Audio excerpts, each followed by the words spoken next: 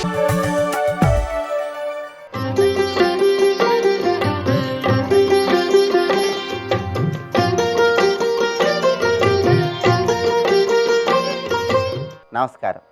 ప్రేక్షకులందరికీ శుభోదయం. ఈనాటి శుభయోగం శీర్షికన మార్గశిర మాసంలో వచ్చే ఆదివారం సందర్భంగా మార్గశిర ఆదివార వ్రతాన్ని ఏ విధంగా ఆచరిస్తే సూర్యభగవానుడి విశేషమైన అనుగ్రహం సులభంగా కలుగుతుందో పరిశీలిద్దాం. మార్గశిర మాసంలో సూర్యభగవానుడు అంశుమాన్ అనే పేరుతో విరాజిల్లుతూ భక్తులందరినీ అనుగ్రహిస్తాడు. సూర్యనారాయణమూర్తి ఒక్కొక్క నెలలో ఒక్కొక్క పేరుతో కొన్ని ప్రత్యేకమైన సంఖ్య కలిగిన కిరణాలతో భక్తులందరినీ అనుగ్రహిస్తూ ఉంటాడు. మార్గశిర మాసంలో సూర్యభగవానుడి పేరు అంశుమాన్. అంశు అంటే రశ్మి అని అర్థం. అంశుమాన్ అంటే కిరణ వ్యాపకుడు అని అర్థం. తన కిరణాలతో సృష్టిలో ఉన్నటువంటి చీకటిని తొలగింపజేస్తాడనే అర్థంలో మార్గశిర మాసంలో అంశుమాన్ అనే పేరుతో సూర్యనారాయణమూర్తి భక్తులను అనుగ్రహిస్తాడు. కాబట్టి ఈరోజు ఎవరైనా సరే మార్గశిర మాసంలో వచ్చే ఆదివారం సందర్భంగా అంశుమాన్ అనేటటువంటి సూర్యుడి నామాన్ని వీలైనన్నిసార్లు మనస్సులో స్మరించుకుంటే సూర్యుడి విశేషమైన అనుగ్రహం కలుగుతుంది. అలాగే ఈరోజు సూర్యనారాయణమూర్తికి ప్రత్యేకంగా అర్ఘ్యం ఇస్తే ఉద్యోగంలో తొందరగా ప్రమోషన్లు సిద్ధింపజేసుకోవచ్చు, రాజకీయాల్లో అధికార పదవులు సిద్ధింపజేసుకోవచ్చు, హృదయ సంబంధ నేత్ర సంబంధ అనారోగ్య సమస్యల తీవ్రతను తగ్గింపజేసుకోవచ్చు.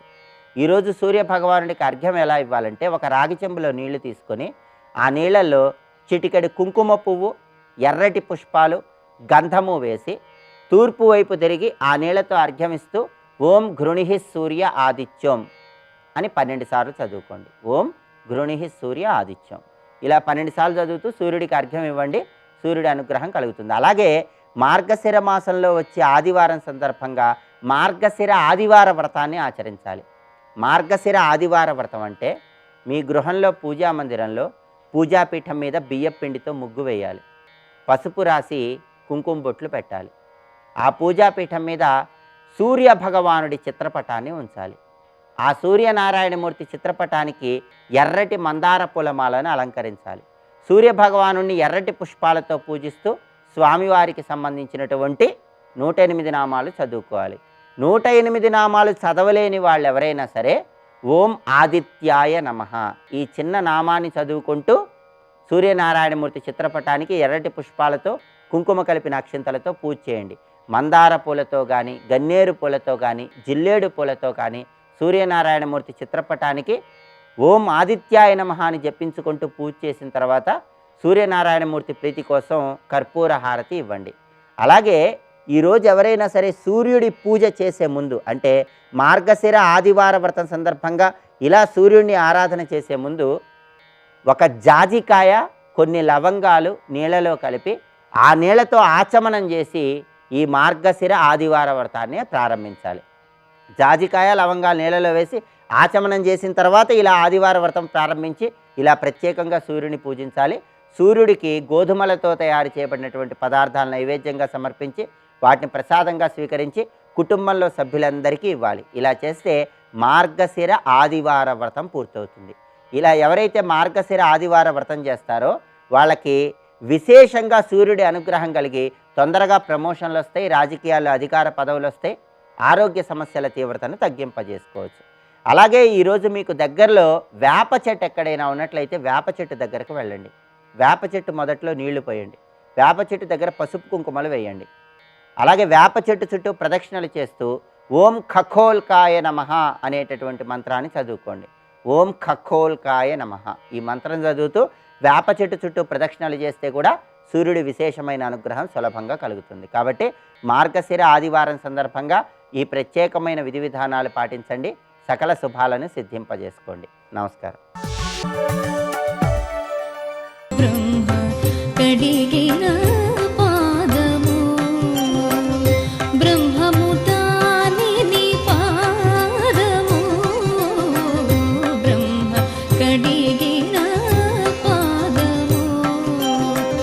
గోపీతత్వం ఎవరికి బాగా అర్థమవుతుందో వారికే కృష్ణుడు అర్థమవుతాడు. అసలు మన మనస్సు గోపీతత్వం అయిపోవాలి. ఇక్కడ గోపి అంటే స్త్రీ భావం కాదండి, గోపభావం. అదేమిటి అంటే వారికి సుఖదుఖాలు లేవు, ద్వంద్వాలు లేవు. వాళ్ళకి తెలిసిన సుఖం ఒకటే, దుఃఖం ఒకటే, రెండు తప్ప మరొకట్లేదు. అందుకే ఏవో అపశకునాలు కనబడ్డాయట కృష్ణుని పాము చుట్టేశాక. ఎక్కడో వాళ్ళ లోపల ఇళ్లల్లో ఉంటే అపశకునాలు కనబడితే వాళ్ళు ఏదైనా అనుకోవచ్చు, బయటకు వెళ్ళిన వాళ్ళు ఆయనకి ఏదైనా అయింది అనుకోవచ్చు, పిల్లలకి ఏదైనా అనుకోవచ్చు, కానీ వాళ్ళు అవేమీ అనుకోలేదు. కృష్ణుడికి ఏదో అయ్యి ఉంటుంది, అపశకునం కనబడింది అన్నారు. ఏమిటి వాళ్ళ యొక్క హృదయం చూడండి. దానితో వెతుక్కుని వచ్చారు కృష్ణుడి కోసం. వస్తూ ఉంటే తోవలో అడుగుజాడలు కనిపించితే దాని ప్రకారంగా ఇక్కడికి వచ్చారు. వారు ఎవరు కబురు పంపలే వాళ్ళకి. ఇవన్నీ ఎందుకు వర్ణిస్తున్నాడు? ఊరకనే వర్ణన కాదు ఇక్కడ. తన్మనస్కాహ తదాలాపాహ తద్విచేష్టాహ తదాత్మికాహ, ఇది చెప్తున్న అక్కడ భాగవతంలో సుఖయోగీంద్రులు చెప్తున్నారు. వాళ్ళకి ఉన్న స్థితులు తన్మనస్కాహ తదాలాపాహ తద్విచేష్టాహ, 3 చెప్పారు ఇక్కడ. వారికి తన్మనస్క, తత్ అంటే ఇక్కడ కృష్ణుడు, కృష్ణమయమైన మనస్సుట వాళ్ళది. తదాలాపాహ, వాళ్ళ మాటలన్నీ కృష్ణాలాపములే. ఇక తద్విచేష్టాహ, చేష్టలు కూడా కృష్ణుడి చేష్టలేట. ఎవరినైనా మనం బాగా ప్రేమించేటప్పుడు మన మేనరిజం మారిపోతుంది, మన మూమెంట్స్ కూడా మారిపోతాయి, వాళ్ళని అనుకరిస్తూ ఉంటాం. అలాగే ఇక్కడ వాళ్ళ చేష్టల్లో కూడా కృష్ణుట. ఇక్కడ 3 చెప్తున్నారు చూడండి. తన్మనస్క తదాలాప తద్విచేష్ట, అంటే మనసు, మాట, చేష్ట, త్రికరణములు కృష్ణుడే అయిపోయేట వాడికి. ఆ 3 అలా ఎందువల్ల అయ్యారంటే తాదాత్మికాహ, తాదాత్మ్యము చేత. గొప్ప మాట, తాదాత్మ్యం అనే మాట గట్టిగా పట్టుకుంటే చాలు. తాదాత్మ్యం అనేక మార్లు మనం చెప్పుకున్నాం. ఈ తాదాత్మ్యం అనేదే బంధం కానీ మోక్షం కానీ. గతంలో కూడా చెప్పుకున్నది ఇక్కడ గుర్తు తెచ్చుకోవాలి.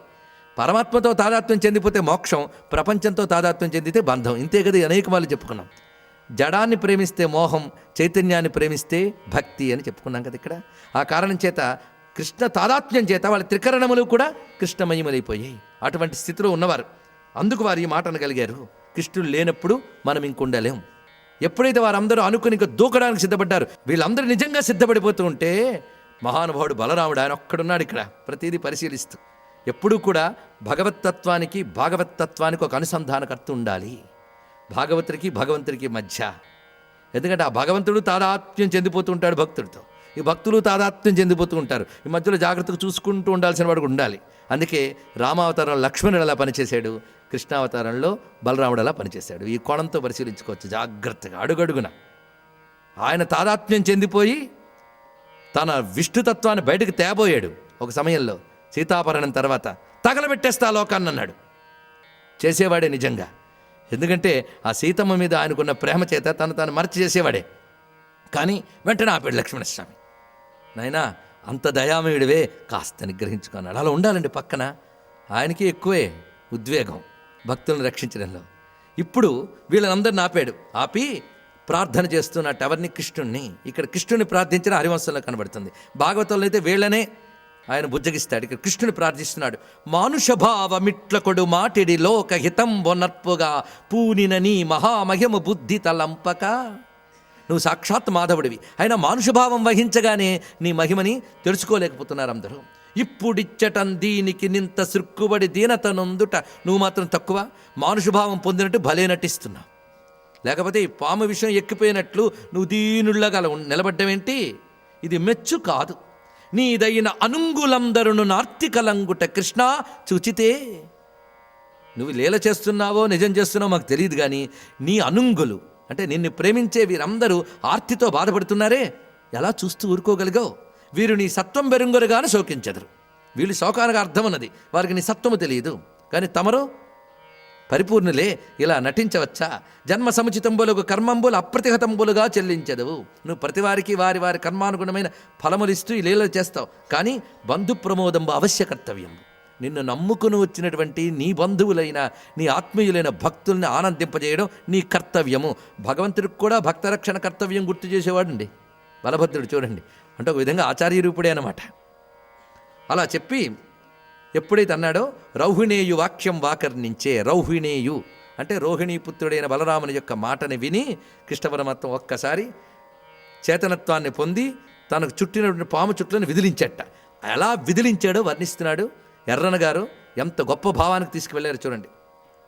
ద్వైత భ్రాంతి నివృత్తి పొందగా అభేద బ్రహ్మబోధంబు సంభూతంబైన అశేష బంధనములం పోద్రోచు సిద్ధాత్మునట్లు ఆతండెమ్మయినాత్మతత్వవిదుడై అప్పాప చుట్టల్ వినిర్ధూతింబొందగ నిల్గి బిట్టునగసెన్ తౌయోగ మధ్యంబునన్. ఈ ఒక్క పద్యంలో ఎర్రన గారి యొక్క తత్వదృష్టి అంతా పెట్టారు. ఇది మళ్ళీ తాత్వికంగా చూద్దాం ఎలా ఉన్నదో. కృష్ణుడు ఎవరు? పరమాత్మ. ఆయన ఏది బంధించలేదు, ఆయనకి ఏ విషయం ఎక్కదు. కానీ ఇప్పుడు ఎలా కనబడుతున్నాడు? బంధితుడు కాని పరమాత్మ బంధింపబడ్డట్టు కనబడుతున్నాడు. మానుషభావంలో ఉన్నాడు గనక తాను మానుషభావంతో ఉన్నట్టుగా గోచరిస్తున్నాడు. సర్పము చేత కరవబడ్డట్టుగా చేష్టలుడుగున్నాడు. కానీ ఆయనంటే ఏమిటో తెలియజేశాడు బలరాముడు. ఏమని? సాక్షాత్ పరమాత్మవే, ఇలా నువ్వు ఉండొచ్చా అన్నాడు.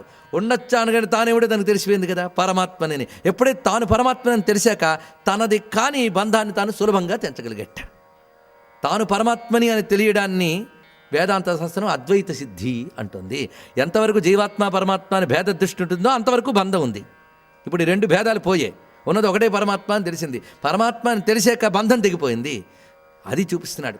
ద్వైత భ్రాంతే బంధం అంటే పరమాత్మకు తాను వేరుగా అనుకున్నంత కాలం బంధం ఉంటూ ఉంటుంది, తప్పదది. ఆ ద్వైత భ్రాంతి పోయిన సిద్ధాత్ముడు అందరికీ పోతుందా అండి? కానీ ఇక్కడ ఏం చెప్తున్నాడు? సిద్ధాత్మునికి, ఎవడైతే జీవిత పరమార్థాన్ని సిద్ధింపజేసుకున్నాడో అటువంటి వాడికి అభేద బ్రహ్మబోధంబు సంభూతంబైన, ఎర్రని గారు రాసిన పద్యం అంది, ఎక్కడి నుంచో తేలేదు. అభేద బ్రహ్మబోధంబు అంటే జీవబ్రహ్మైక్యం అనే సత్యము అతడికి సంబోధంబైన కలిగితే అన్నాడు. అంటే జీవబ్రహ్మైక్యం కలిగిన తర్వాత జీవభావం పోయిందా లేదా? నది సముద్రంలో కలిసే వరకే నదీభావం, నది సముద్రంలో కలిస్తే ఏకభావం సముద్రభావం. సముద్రంలో కలిస్తే అది ఏకభావం పొందాక ఇంకా దాని యొక్క జీవభావం పోయినట్లే. జీవభావమే ద్వైతం. అందుకే ద్వైత భ్రాంతి నివృత్తి పొందగా అభేద బ్రహ్మబోధంబు సంభూతంబైన, అప్పుడు అద్వైత సిద్ధి కలిగితే ఏం జరుగుతుంది? అశేష బంధనమునం పొద్రోచు సిద్ధాత్ముని. ఇంకా అనాత్మ విషయములన్నీ విడిచిపెట్టేస్తాడు వాడు.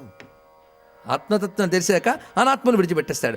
అనాత్మను విడిచిపెట్టిపోయిన సిద్ధాత్ముని వలె పాము చుట్టలన్నీ విడిచిపెట్టాడు కృష్ణ పరమాత్మ.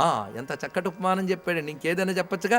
ఈ చెప్పడంలోనే అద్భుతమైన వేదాంత రహస్యాన్ని ధ్వనింపజేసిన ఎర్రన్న గారికి నమస్కారం చేసుకుందాం. ద్వైత భ్రాంతి నివృత్తి పొందగా అభేద బ్రహ్మబోధంబు సంభూతంబైన అశేష బంధనములం పొద్రోచు సిద్ధాత్మునట్లు ఆతండెమ్మెయి ఆత్మతత్వ విదుడై ఆ పాప చుట్టలు అంటే పాము చుట్టలు, పాప అంటే పాము, వినిర్ధూతిం వందగ నీల్గి బిట్టు నెగసన్ తోయవుగ మధ్యంబునన్. ఆ నీటి మధ్యలో ఒక్కసారి విజృంభించట. అయితే ఎప్పుడైతే స్వామి విదిలించాడో ఇది హఠాత్తుగా పాముకి ఆశ్చర్యం వేసింది. అది మూలకి అలా తుళ్ళిపోయిందిట. కొంతసేపటికి నిలబడింది. ఆ నిలబడి చూస్తూ ఉన్నది. విసిరివేసినటువంటి వేగానికి దాని నోటి నుంచి పొగలుగా వస్తుంది విషయం. ఇది ఎలా ఉన్నది అంటే పోతన గారు చెప్తున్నారు, ధూమకాష్ఠాకృతి అన్నారు ఇక్కడ.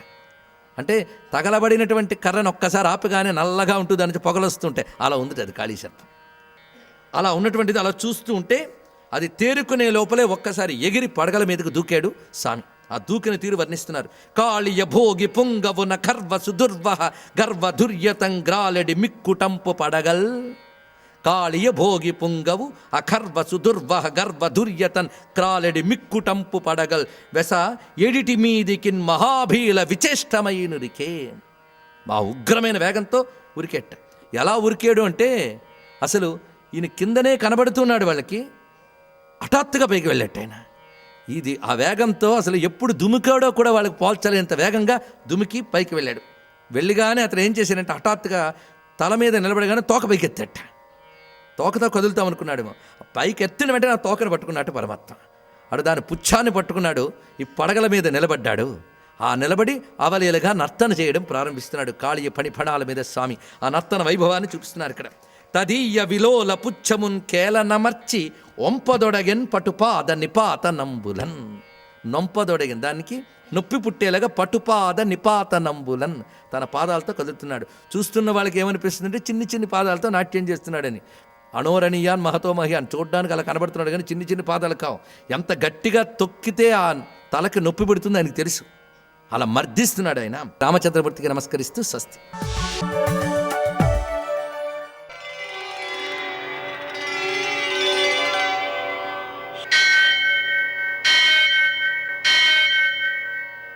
సహస్రశీరుషం దేవం విశ్వాక్షం విశ్వశంభువం విశ్వం నారాయణం దేవమక్షరం పరమం పదం విశ్వతః పరమాం నిత్యం విశ్వం నారాయణగుం హరిం విశ్వమేవేదం పురుషస్తద్విశ్వముపజీవతి పదిం విశ్వస్యాత్మేశ్వరగుం శాశ్వతగుం శివమచ్యుతం నారాయణం మహాజ్ఞేయం విశ్వాత్మానం పరాయణం.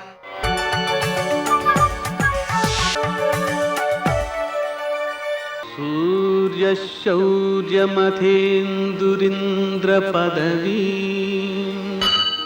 सन्मङ्गलं मङ्गलम्।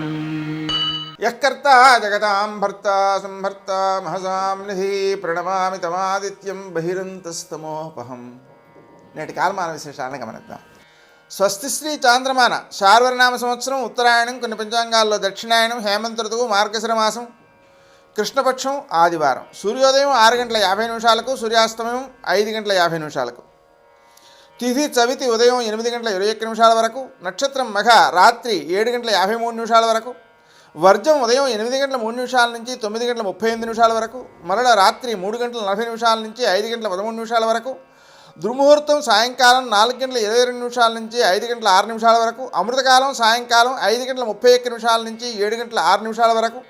రాహుకాలం ఆదివారం కాబట్టి సాయంకాలం 4:30 నుంచి 6 గంటల వరకు. అష్టకవరకు రీత్యా శుభప్రదమైన సమయం మధ్యాహ్నం 1:50 నేటి విశేషం ఆదివారం. సూర్యోదయానికి ముందే స్నానం చేయడం, సూర్యోదయానంతరం సూర్య నమస్కారాలు చేయడం, మధ్యాహ్నపు వేళ ఆ సూర్యుడిని ఆరాధిస్తూ గోధుమ పాయసం నివేదన చేసి ప్రసాదంగా స్వీకరించడం, ఒకపూటే భోజనం చేయడం, నూనె పదార్థాలు తినకపోవడం, పగటి వేళ నిద్రపోకపోవడం మొదలైనవి ఆచరించడం ద్వారా వ్యక్తికి మానసిక శారీరక ఆరోగ్యాలు బాగుంటాయి. తద్వారా పరమాత్మను చేరుకోవడం సులభమవుతుంది. నేటి మరో విశేషం ధనుర్మాసంలో 19వ శుభదివసం. ఆ సందర్భంగా 4 వైపులా దీపాల గుత్తులుగా వెలిగిస్తుండగా ఏనుగుదంతంతో చేయబడినటువంటి మంచం మీద అందం, చల్లదనం, మెత్తదనం, మంచి పరిమళం, తెలుపుదనం అనే 5 కలిసినటువంటి మెత్తటి పరుపు మీద పరిమళించేటువంటి అందమైన పువ్వులను జడలో పెట్టుకున్నటువంటి నీలాదేవి పవళించి కృష్ణుణ్ణి, ఓ కృష్ణ, తెల్లవారింది, నువ్వు నిద్రలేచి మాతో ఓ మాట అయినా మాట్లాడవయ్యా అని ఆండాళ్ళు తన స్నేహితులతో కలిసి బతిమలాడి లేపినా సరే కృష్ణుడు లేవకపోతే నీలాదేవిని మళ్ళీ లేపుతున్నారు. కాటుక పెట్టుకున్నటువంటి విశాలమైన అందమైన కన్నులు కలిగినటువంటి ఓ రాధ, నువ్వు నీ విభుని యొక్క ఎడబాటును ఎంతమాత్రము భరించలేక స్వామిని లేవనీయకుండా ఉన్నావు. మేము ఇంతమంది వచ్చి లేపినా సరే లేవలేకపోయారు. ఇది నీకు తగదు. నువ్వు స్నేహశీలివి, ప్రేమమూర్తివి. ఈ లోకమంతా ఆ స్వామి యొక్క కంటి చూపుతో ఉంటే కాటుకతో నిండినటువంటి నీ కంటి చూపులతో ఆ స్వామిని బంధించేశావు. నువ్వు లేచి మీ ఇద్దరూ మాకు దర్శనం ఇవ్వండి, మమ్మల్ని రక్షించమని ఆ స్వామికి చెప్పి అనుగ్రహించు తల్లి అని రాధాదేవిని ప్రార్థిస్తోంది అన్నాడు గోదాదేవి. నేటి ఆణిముత్యాలు.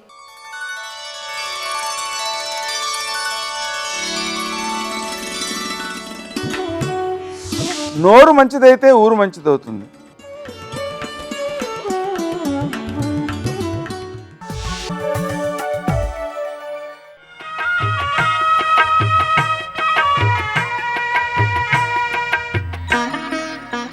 శ్రీ గణేశాయ నమః. శ్రీ సరస్వత్యై నమః. శ్రీపాదవల్లభ నరసింహ సరస్వతి. శ్రీ గురు దత్తాత్రేయాయ నమః. శ్రీ గణపతి సచ్చిదానంద సద్గురు పాదారవిందాభ్యాం నమో నమః. జయ గురుదత్త. కోవాకిలాయం మహిమాభిధానో యత్సత్తయైకః ప్రభవేన్మహాత్మా. సాన్నిధ్యమాత్రాత్ పరమప్రశాంతిదాతృత్వమేతద్ధి మహత్వవాచ్యం. ఆధ్యాత్మిక సాధన మీద బాగా ఆసక్తి గలవాళ్ళు, కొంత పట్టు సాధించిన వాళ్ళు అడవుల్లో వెతుక్కుంటూ మహాత్ములను ఎక్కడొక్కడ పట్టుకుని వాళ్ళ సేవ చేసి ఆధ్యాత్మిక రహస్యాలను తెలుసుకుంటూ ఉండేవాళ్ళు. ఇవాళ రోజుల్లో ఊళ్ళలోనే ఆశ్రమాలు, మఠాలు. ఇంతమంది గురువులు ఊరు చుట్టూతా కనిపిస్తూ ఉంటే వీళ్ళల్లో ఎవరిని ఆశ్రయించాలి? ఎవరిది నిజమైన మహిమ? ఏ గురువుని మనం ఆశ్రయించాలి? అది ప్రశ్న. ఇది చాలామందిని ఈ రోజుల్లో ఇబ్బంది పెట్టే ప్రశ్నే. ఏ గురువుని మనం ఆశ్రయించాలి? అందరూ ఒకే గురువు దగ్గరికి వెళ్ళాలయ్యా, ఆయనే ఉత్తమోత్తరం అని ఒక నిర్ణయం చేద్దామంటే ఆయన మరి కొంతమందిని స్వీకరిస్తున్నాడేమి, అందరినీ స్వీకరించడం లేదేమి? అంచేత ఈ చిక్కు సమస్యను మనం పరిష్కారం చేసేది ఎట్లాగా?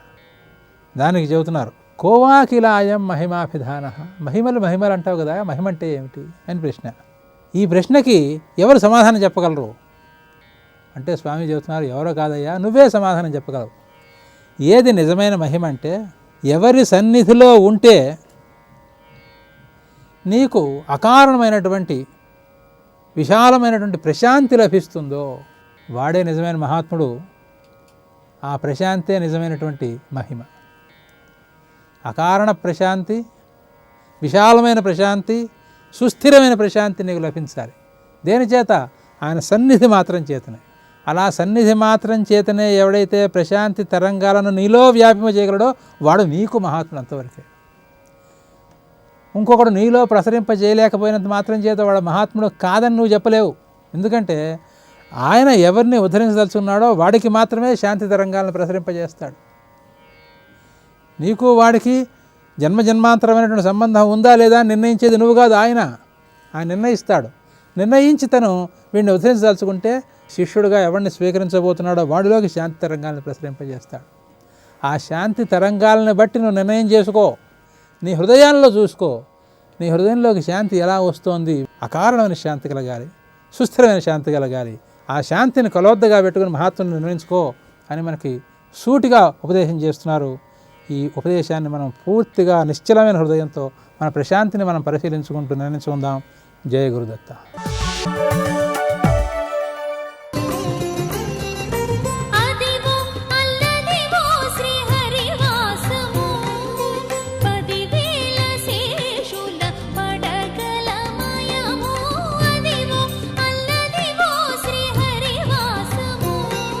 ఎదిగొండ వేంగమాంబ గారు చేసినటువంటి గ్రంథం వెంకటాచల మహాత్మ్యం. ప్రతివారు 7 కొండలెక్కి ఆ పుస్తకాన్ని చేత్తో వ్రాసుకుని తెచ్చుకుని ఇంట్లో పెట్టుకుంటూ ఉండేవారు. అంత పరమ పవిత్రమైనటువంటి పుస్తకం. ఆ పుస్తకం ఆమె చేత రచింపబడినది. అది సాక్షాత్తు వెంకటేశ్వరుడు ఆమోదించినదయ్యుంటుంది అనడానికి ఏ విధమైనటువంటి అనుమానము ఉండదు. కాబట్టి ఆ తల్లి భీముని యొక్క వృత్తాంతాన్ని చెప్పారు. ఇది ప్రాణాంతర్గతం. భీముడు అని ఆయన మహాభక్తుడు. ఆయన ప్రతిరోజు కుండలు చేస్తూ ఉండేవాడు. ఆయన భార్య పేరు తమాలిని. తొండమాన్ చక్రవర్తి ప్రతిరోజు శ్రీ వెంకటేశ్వర స్వామి వారిని స్వర్ణ పుష్పములతోనూ స్వర్ణ తులసీదళములతోనూ పూజ చేసేవాడు. పూజ చేసినప్పుడు ఒకసారి వెంకటేశ్వర స్వామి వారికి ఒక ఆలోచన కలిగింది. ఈ బంగారు పుష్పములను తెస్తున్నాడు, బంగారు తులసిదళములు తీసుకొస్తున్నాడు, రోజు నాకు పూజ చేస్తాడు. కానీ మనసులో మాత్రం ఒక అహంకారం. నేను చక్రవర్తిని, నేను కాబట్టి బంగారు పూలతో పూజ చేస్తున్నాను, నేను కాబట్టి బంగారు తులసి దళాలతో పూజ చేస్తున్నాను. నా అంత భక్తుడు ఎవరున్నాడు? నేను కాబట్టి ఆనందనిలయ విమానం కట్టాను, నేను వెంకటేశ్వర స్వామి వారి దేవాలయ నిర్మాణం చేసిన వాడను అని మనసులో ఇతను అతిశయం పొందుతూ ఉంటాడు. ఇతని భక్తి యందు రజోగుణ సంపర్కం ఉంది, సత్వగుణం లేదు. ఈయనకి బుద్ధి చెప్పాలి అని అనుకున్నారు. అనుకుని ఒకనాడు ఆ తొండమాన్ చక్రవర్తి వచ్చి స్వామివారి పాదముల మీద పూజ చేసేటటువంటి ప్రయత్నం చేస్తుంటే ఆయనే పూజ చేసినటువంటి స్వర్ణ పుష్పములలో, స్వర్ణ తులసీదళములలో బంకమన్నుతో చేయబడినటువంటి తులసీదళములు కనపడ్డాయి, పువ్వులు కనపడ్డాయి. ఆయన ఆశ్చర్యపోయి బంగారు తులసి దళములు పక్కకి పోయాయి, బంగారు పువ్వులు పక్కకి పోయాయి. బంకమన్నుతో చేసిన పువ్వులు పాదాల మీద ఉన్నాయి, బంకమన్నుతో చేసిన తులసి దళములు ఆయన పాదాల మీద ఉన్నాయి. ఏమి ఆశ్చర్యం! నేను పూజ చేసినవి పక్కకి తీసిన వాడెవరు, ఈ బంకమన్నుతో చేసినవి పాదముల మీద ఉంచిన వాడెవరు అని అనుమానం వచ్చి ఎవరిని అడుగుతాడు? వెంకటేశ్వర స్వామి వారిని అడిగాడు. స్వామి, నేను రోజు స్వర్ణ పుష్పములతో కదా పూజ చేస్తున్నాను, ఈ బంకమన్నుతో చేసిన తులసి దళాలు, బంకమన్నుతో చేసిన పువ్వులు మీ పాదముల మీదకి ఎలా వచ్చాయని అడిగాడు. ఆయన నవ్వి ఒక మాట అన్నారు. ఇక్కడికి దగ్గరలోనే నీరాజ్యంలోని ఒక పల్లెటూరు ఉంది, అందులో భీముడు అని ఒక ఆయన ఉన్నాడు. ఆయన ప్రతిరోజు కుండలు చేస్తూ ఉంటాడు. ఆయన ఏం ప్రత్యేకంగా లేచి పూజ అని ఏం మొదలు పెట్టాడు. నీలా పెద్ద పెద్ద బంగారు దళాలు, పెద్ద పెద్ద బంగారు పువ్వులు అవి ఏం పట్టుకురాడు, పూజ చేయడు. ఏమనుభవించారో తరిగొండ వెంగమాంబ గారు. నిజంగా మహాతల్లి పరకాయ ప్రవేశం చేశారు. ఎంతంత గొప్ప గొప్ప పద్యాలు పడ్డాయో. కుండలు చేసి చేసి ఒక గూటన పెట్టుచు అప్పుడప్పుడు 2 కరంబులం పులిమి రేగిన మృత్తికతోడ పుష్పముల్ దండిగ చేసి నావలెనే దారువునందొక రూపం ఏర్పరచి నిండిన భక్తి మీరగను నిత్యము అర్చన చేయుచుండగన్. చిన్న చిన్న మాటలతో కళ్ళకి కట్టినట్టుగా, కళ్ళ ముందు కనపడేటట్టుగా పద్యరచన చేశారు. అసలు నిజంగా భీముని యొక్క భక్తి మనకి కళ్ళ ముందు కనపడుతుంది. మనం ఒకసారి ఆ భీముడు ఉన్నటువంటి పాకలోకి వెళ్ళి ఆయన చేసే పూజ ఎలా ఉంటుంది అంటే, ఈ ఒక్క పద్యం చదువుకుంటే చాలు. కుండలు చేసి చేసి ఎలా పడ్డాయో ఆ మాటలు ఆవిడికి. అది భక్తి అంటే, అది కవిత్వం అంటే. ఆయన పొద్దున్నే లేచి పూజ అని ఏం మొదలు పెట్టాడు. కుండలు చేసి చేసి ఆ చక్రం మీద తిప్పి కుండలు చేస్తూ ఉంటాడు. ఒళ్ళంతా చెమట పట్టేస్తుంది. చేసి చేసి చూడండి, మనం ఓ మాట అంటాం, బా ఊడ్చి ఊడ్చి ఒళ్ళలిసిపోయింది, ఇంతమందికి వంట చేసి చేసి బడలిపోయాను, చేసి చేసి అంటూ ఉంటాం. అలా కుండలు చేసి చేసి ఆయన కుండలన్నీ చేసి కాల్చిన తరువాత ఒక గూటన పెట్టుచు ఎవరెవరికి ఏ కుండలు ఇవ్వాలో అవి తీసుకెళ్ళి ఓ గూట్లో పెడుతూ ఉండేవాడు. అరలు ఉంటాయి, ఆ అరల్లో బోర్లిస్తూ ఉండేవాడు. కుండలు చేసి చేసి ఒక గూటన పెట్టుచు మధ్య మధ్యలో ఆయనకి ఏదో చెయ్యాలనిపించేది. ఎందుకంటే మనసంతా ఆయనది ఎక్కడో ఉంది. ఆయన రోజువారీ పని ఆయన చేసేస్తున్నాడు. 2 కరంబులన్ పులిమి, ఈ 2 చేతులు మట్టితో ఉంటాయి కదా, ఓసారి ఇలా అనుకునేవాడు. ఈ 2 చేతులు ఇలా పిసికేవాడు. 2 కరంబులన్ పులిమి రేగిన వృత్తికతోడ. ఎంత గొప్ప మాటో, ఎలా పడ్డాయో. చేతిని వదిలిపెట్టి కింద పడిపోయినటువంటి మట్టి ఉంటుందే, కూర్చునేవాడు. పుష్పముల్ దండిగ చేసి, ఏదో ఒక పువ్వు కాదుట, కింద పడ్డ మట్టి ఎంతుందో చూసేవాట. ఇవాళ నా స్వామిని జాజి పూలతో పూజ చేస్తానని చాలా కుండలు చేశాక కాసేపు విశ్రాంతి తీసుకునేవాడు. ఎలా? ఏదో వెళ్ళి పడుకోవడమో కాలు జాపు కూర్చోవడమో కాదు, ఆ కింద పడ్డ మట్టితోటి జాజి పూలు చేసేవాడు. పుష్పములు దండిగా చేసి, పువ్వులు తెచ్చుకోవాలని ఎక్కడికో వెళ్ళేవాడు కాదు, అలా పువ్వులు చాలా చేసేవాడు. ఎందుకని? ఆయనకి బడలకి వచ్చినప్పుడల్లా పువ్వులు చేస్తాడు, కాసేపు మల్లె పూలు చేస్తాడు, కాసేపు జాజి పూలు చేస్తాడు. ఆ ఋతువులో ఆ పువ్వు దొరకదనొచ్చు, కానీ ఆయనకి దొరకకపోవడం ఏమి ఉండదు. కాబట్టి పుష్పములు దండిగ చేసి బోలెడని పువ్వులు చేసేవాడు. ఇప్పుడు ఇన్ని పువ్వులు చేశాడు కదూ, ఇన్ని జాజి పువ్వులు నా స్వామి పాదాల మీద వెయ్యాలనుకునేవాడు. ఎక్కడ వేసేవాడు? నావలెనే దారువునందొక రూపమమర్చి ఒక కొయ్యతో బొమ్మ ఒకటి చేసుకున్నాడు. మీకు ఇప్పటికీ తిరుపతి పట్టణంలో అక్కడక్కడ కనపడతాయి, అదో సౌందర్యం, మీరు ఆగి చూడాలి, అవి కొనుక్కుంటారు. అటువంటి దారువుతోటి కొయ్యతో తానే ఓ బొమ్మ చేసుకున్నాడు. ఇది వెంకటేశ్వర స్వామి అని అక్కడ పెట్టుకున్నాడు. ఇప్పుడు ఆయన బొమ్మ చూడలేదు, వెంకటేశ్వర స్వామిని చూసి. అది తేడా. నేనే చెక్కాననలేదు, వెంకటేశ్వరుడు ఉచ్చడిలా అన్నాడు. కాబట్టి నావలనే దారువునందొక రూపమునర్చి వెంకటేశ్వర స్వామి వారి పొంగంతా చూపించింది తరికొండ వెంకమ్మ గారు. ఆ చెప్పడంలో భగవంతుడి మూర్తి చేసుకున్నాడు అనొచ్చు, కానీ వెంకటేశ్వర స్వామి వారు చెప్తున్నారు ఏమని? నా వల్లనే నేను ఎలా ఉంటానో అలాగే చేసుకున్నాడయ్యా. అలా చేసుకోగలడు ఎవడైనా? అది నకృతం దేవసంఘైశ్చ నకృతం విశ్వకర్మణ స్వేచ్ఛయా క్రీడతే తత్ర విచ్ఛారూపం విరాజిత. 100 మాటలు చూస్తే జ్ఞాపకం పెట్టుకు చెప్పంటేనే ఆయన మూర్తిని చెప్పలేము. అలాంటిది అలాగే చెక్కగలడా అంటే ఎంత బాగా భౌతికంగా చెక్కాడన్నది కాదు, ఎంత బాగా మనసులో చూశాడన్నది చూశాడు. అందుకే ఆయనకి నాలాగే పెట్టుకున్నాడన్నాడు. నా వలనే దరువునందొక రూపము నచ్చి. ఏమి మాటలు పడ్డాయండి, ఏమి కవిత్వం అండి, అది కదా ప్రాతస్మరణీయం. నా వలనే దారువునందొక రూపము నర్చి నిండిన భక్తి మీరగను. సాధారణంగా చూడండి, ఎదురుగుండా వ్యక్తి ఉంటే ఉపచారం చేయడం ఒకలా ఉంటుంది. వ్యక్తి కాకుండా ఓ విగ్రహం పెట్టి చేయమన్నాను అనుకోండి, తేడా వచ్చేస్తుంది. ఎందుకని? అది విగ్రహం కదండి అన్న భావన లోపల ఉంటుంది. మనిషి కదండి, ఆ భావన వేరుగా ఉంటుంది. మనసు పెట్టాడు భీముడు, అది ఆయనకు కావాలి. కాబట్టి నిండిన భక్తి మీరగను. ఈ మట్టి పువ్వులు తెచ్చినప్పుడు మృణ్మయ పుష్పములను లేదు ఆయన, ఇన్ని జాజి పూలు కోశాడు. పెద్ద జాజి పందిరి మా ఇంటి పైన పెట్టాను. అవి ఎన్ని విరగబూసాయి పూలు. జాజి పూలు కోయడం అంటే అంత తేలికైన విషయం కాదు. 5 నిమిషాల్లో కోసుకెళ్ళిపోయేవి ఏం కావు అవి.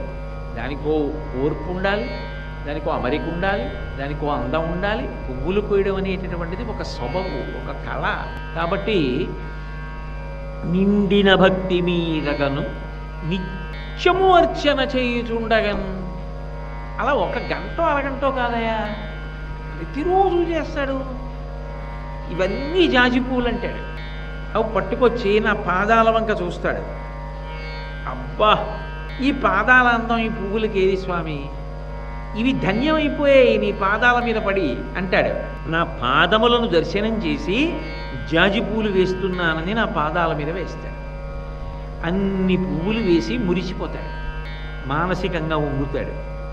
నా పాదాలలో సువాసన, జాజి పూల వాసన కలిపి పీలుస్తుంటాడు. నిండిన భక్తి మీరగను. చేసి వెళ్ళిపోవడం కాదు, చేసిన దాని అందాన్ని అనుభవించాలి. పుష్పార్చన చేశావు, చేసిన పుష్పార్చన అందాన్ని అనుభవించాలి. సర్వం శ్రీ ఉమామహేశ్వర పరబ్రహ్మార్పణమస్తు. స్వస్తి.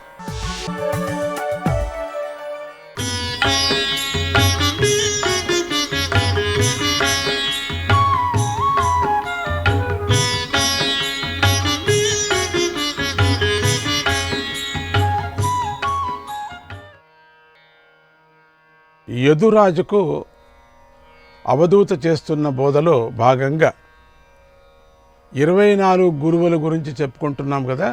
మనం నిన్న 9 మంది గురించి చెప్పుకున్నాం. తర్వాత బోధన ఇప్పుడు చూద్దాం. సముద్రం, దాని నుంచి ఏం నేర్చుకున్నాడు, నేనేం నేర్చుకున్నానని చెప్తున్నాడు.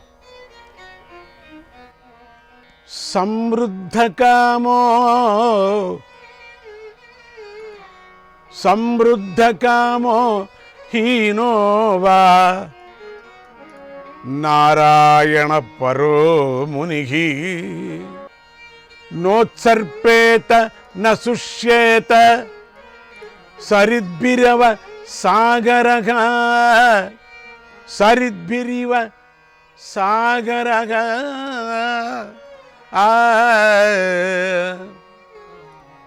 నదులు పొంగి తనపై పడిన, వేసవిలో ఎండి అంటే నదులు రావటం తగ్గిన, సముద్రం మాత్రం హెచ్చదు, తగ్గదు కదా.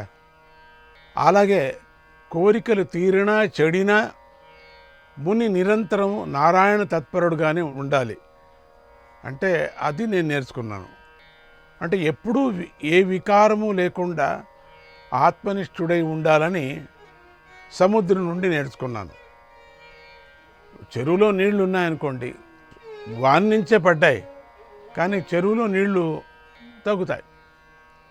అట్లనే ఎవరైనా ఒక కోరుకున్న వాడికి ఆశలు ఒక్కో పర్యం తీరుతూ ఉంటాయి, మళ్ళీ ఇంకా పుడుతూనే ఉంటాయి. ఆ విధంగా కోరికలు రాని, కోరికలు తీరకపోని, తీరని నేను ఆ తంటాకి వెళ్ళను. నాకేమీ లేదు, నాకు అసలు లేనే లేదు కోరికలు అనే విధమైనటువంటి, ఏ విధమైన కోరికలు వికారము లేకోకుండా ఉండేటువంటిది, ఎప్పుడు సమంగా ఉండేటువంటి మనస్సు సముద్రం నుంచి నేర్చుకున్నా. ఇక మిడత యో సిద్ధి రణ్యాభరణాంబరాది, యో సిద్ధిరణ్యాభరణాంబరాది ద్రవ్యేషు మాయా రచితేషు మూఢః ప్రలోభితాత్మా హ్యుపభోగ బుద్ధ్యా పతంగవ నశ్యతి నష్టదృష్టి. కాసేపే భూషణమని, కాసేపు ఎక్కడో పెట్టాలా, కాబట్టి అవి మాయ. అవన్నీ విలాసాలకు సంబంధించినటువంటి, భోగ విలాసాలకు సంబంధించిన కాసేపు ఉండేటువంటి అలంకార వస్తువులు. అట్లనే వాటిని భోగించాలనేటువంటి ఆశలో ఎవరు పడుతున్నారో దీపములో పడ్డ మిడతలాగా నశిస్తాడు. దాని గురించి యోచన చేస్తూ ఉంటాడు ఎప్పుడు మిడతలాగా. ఇప్పుడు ఏదైనా వస్తువులు తెచ్చుకున్నాను అనుకోండి, విలువైంది, తన చేతిలో పట్టుకుంటే దాన్నే యోచన చేస్తూ ఉంటాడు. మనసంతా పూర్తి దాని మీదే పోతుంది. పక్కన పెట్టాడా, ఎక్కడ పెట్టాను, ఏం కథ, దాన్ని జాగ్రత్త పరుస్తూ ఉంటాడు. పరమాత్ముడి మీద యోచనే పోతుంది. కనుక ఏ ఇంద్రియ వ్యామోహము తగదని మిడత వల్ల నేర్చుకున్నాను. తేనెటీగ అణుభ్యచ్చ మహద్భ్యచ్చ అణుభ్యచ్చ మహద్భ్యచ్చ శాస్త్రేభ్యః కుశలో నరః సర్వతః సార మాదద్యాత్ పుష్పేభ్య ఇవ షట్పదః పుష్పేభ్య ఇవ షట్పదః. తేనెటీగలు అన్ని రకాల పువ్వుల్లో నుంచి చుక్క చుక్కగా తేనె తీసినట్లుగా యోగి చిన్న శాస్త్రాల నుంచి పెద్ద శాస్త్రాల నుంచి కూడా సారాన్ని గ్రహించాలి. చాలామంది ఇదేంటో చిన్న శ్లోకం కదా అక్కర్లేదులే అనుకోకూడదు. దాని నుంచి కూడా మనం సారాన్ని గ్రహించాలా. చిన్న చిన్న దాని నుంచి కూడా సారాన్ని గ్రహిస్తూ దాంట్లో ఉండే తత్వాన్ని గ్రహించాలా. అందుకని ఇక్కడ సాయంతనం స్వస్తనం వా న సంగృహీత భిక్షితం మక్షికాయివ సంగృహన్ సహతేన వినశ్యతి. యోగి రాత్రి కానీ రేపటికని భిక్షను దాచుకోరాదు. ఎప్పటికీ భిక్ష మాత్రం అట్లా దాచుకుంటే తేనె కూడబెట్టిన తేనెటీగలాగా నశిస్తాడు. తేనెటీగలు చూడండి ఎంత కష్టపడతాయి అవి.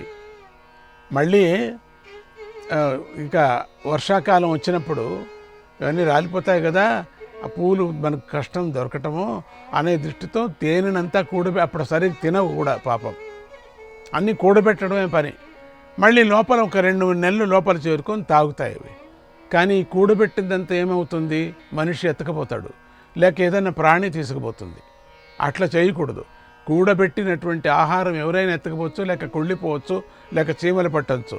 అందుకని యోగికి తన చెయ్యే చెంబుగా నడిపేటువంటి కంచంగా కరపాత్ర అంటారు. కరపాత్ర స్వామి అన్నాం కదా, అది చెంబుగా అంటే కడుపే కంచంగా ఉండాలని నేను తేనెటీగ వల్ల నేర్చుకోవాలి. ఏమీ అక్కర్లేదు. అప్పుడు ఇదే పాత్ర, ఇదే కూడబెట్టుకుంది లోపల, అంతే. ఏనుగు నుంచి నేర్చుకుని పదాపి యువతీం భిక్షు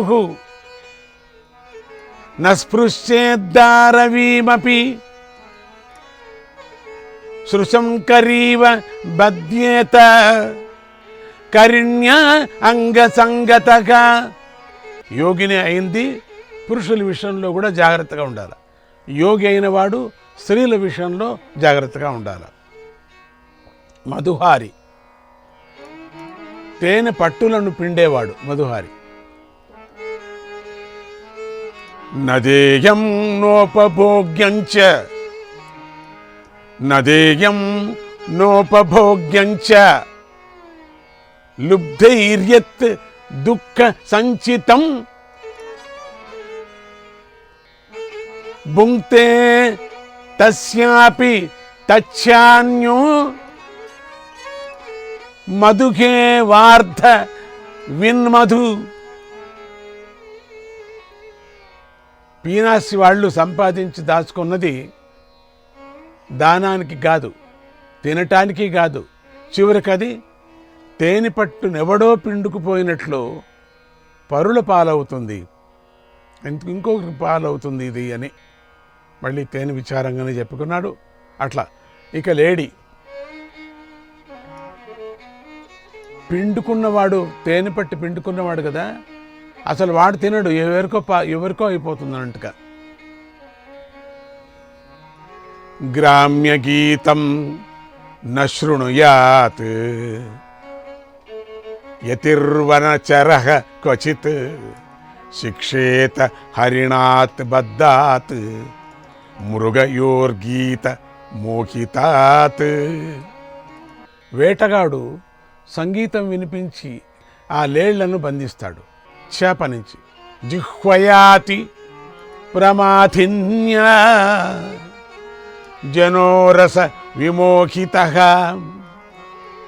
మృత్యుమృచ్ఛత్య సద్బుద్ధి మీనస్తు బడిశైర్యత.